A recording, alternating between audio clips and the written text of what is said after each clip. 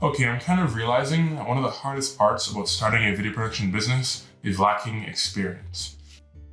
Because who's going to hire an overzealous 21-year-old who has nothing to prove that he can make good on his promises? Well, back in January one morning, I woke up to a text from a friend asking me if I wanted to film a wedding. One, God definitely answers prayers, and two, I've never even been to a wedding before. How in the world was I going to film and edit a wedding video? I absolutely said yes, and this week I want to answer that question. Is it possible without any experience or high-end equipment to capture one of the greatest days of this couple's lives?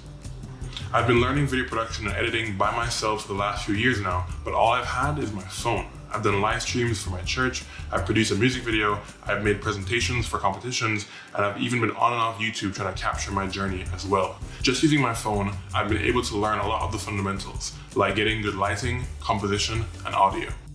But a wedding video is a whole different challenge, and a phone is just not going to be good enough. When I'm filming a video like this, when I make a mistake, I can just do another take.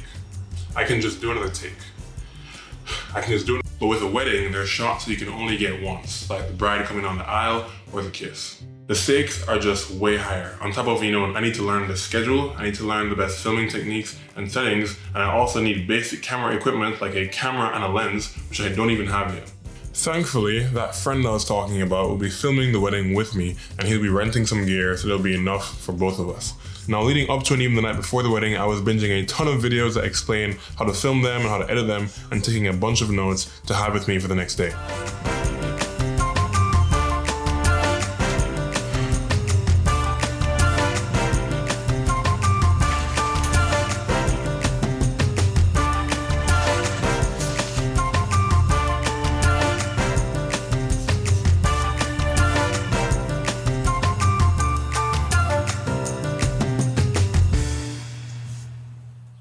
I'm back, hopefully things look a bit different and I'll explain later, but because we didn't have unlimited SD cards or batteries, I wasn't about to be recording or vlogging myself the whole time. I had to be locked in. We had arrived around 12 p.m. or so, and everyone was still getting ready and setting up the venue. The bridesmaids and the groomsmen were also still on their way. The camera I was given for the shoot was a Canon R6, which is a really, really solid mid-tier camera. I was super grateful for that. And so basically I just spent a bunch of time configuring the settings, changing some of the buttons, just trying to be as prepared as possible. I was also going through my notes because there were some key shots that I needed to get. I knew that I needed shots of the venue and the decorations, the bride and groom getting ready, the ceremony, the reception speeches, and lastly, the party at the end. Surprisingly, I wasn't very nervous. I think I was just super, focused, super excited to be there. But pretty quickly I realized that things were not going to go the way that I imagined. Unfortunately, it started to rain and we had to move everything inside. And so I had to start thinking to myself, how was I going to make a smaller space feel bigger? And once the guests started arriving, that room started to feel pretty tight. I had to keep moving around, going around people to get the shots that I needed because there were just people constantly in the way. Now, to also complicate matters, the lens I was using was a 50mm prime lens, which means that I could not zoom. So if I wanted a different perspective, I had to literally, again, move around, get closer, get farther away to actually give the illusion of having different lenses. And honestly, only after an hour or two, my back was starting to kill me. Two more problems. I also realized I didn't have any gimbal stabilizers, which means that I could not get any of those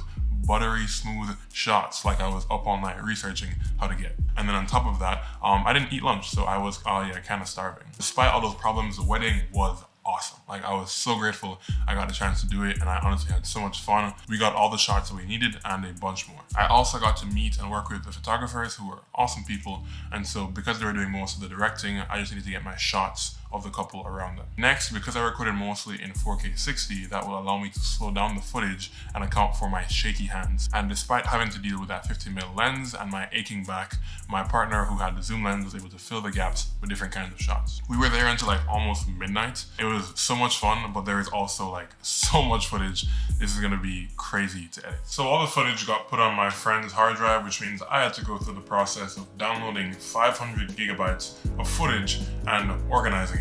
After putting it in different folders on my computer, I now had to bring it inside of Premiere Pro and figure out how in the world was I going to put this into some kind of a comprehensive, beautiful, memorable storytelling edit, you feel me? There are two techniques that I've found while, binging through YouTube videos on different tutorials that have really, really, really helped me, I think, stay organized throughout this whole process. The first one is prioritizing or ranking the footage. The footage that I know has to be in the edit will go on the third row. The footage that I'm not very excited about will just stay on the first, and anything in between will go on the second. Now this strategy works really well in tandem with the second technique, which is basically using non-destructive editing.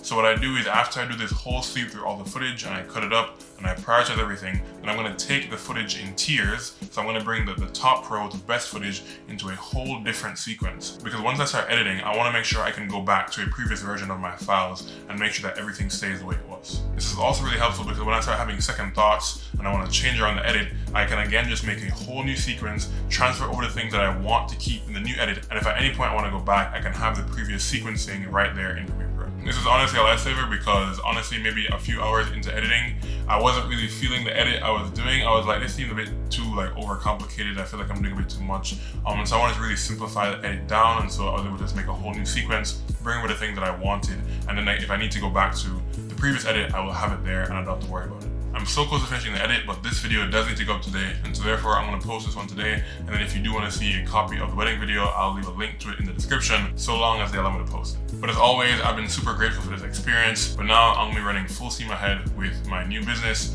with new clients, and with new types of videos. But with that being said, thanks again for watching. Don't wait for a hero. Go be one. Peace.